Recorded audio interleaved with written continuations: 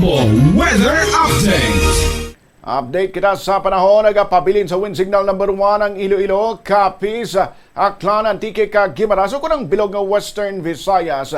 Bangud sa Bagyo Verbena, sandig sa alas 5 sa kagahon nga weather bulletin sa State Weather Bureau na pabilin sang bagyo ang Kabaskugon sini. Samtang nagahulang gini panaminhan ang katundaan padulong sa Negros Island region.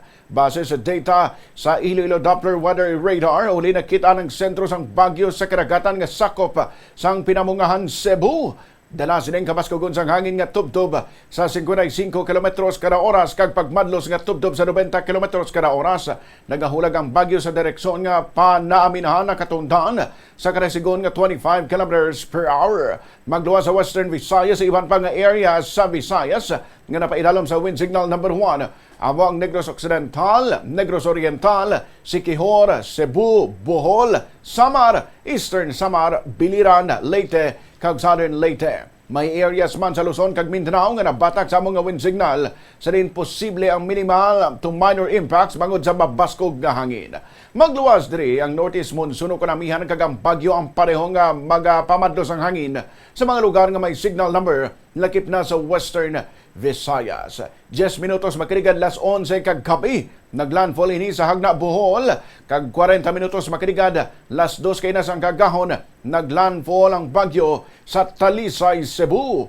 Sa track forecast, magapadayon ini sa paghulag panakatungdan aminhan ang katungdan sa Visayas antes magtuhaw sa West Philippine Sea buwas sa aga.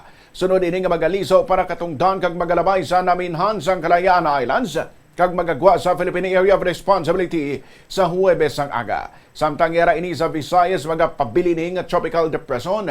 Magalabot ini sa tropical storm category antes makaabot sa Northern Palawan o kung posible man nga kunyara na ini sa West Philippine Sea.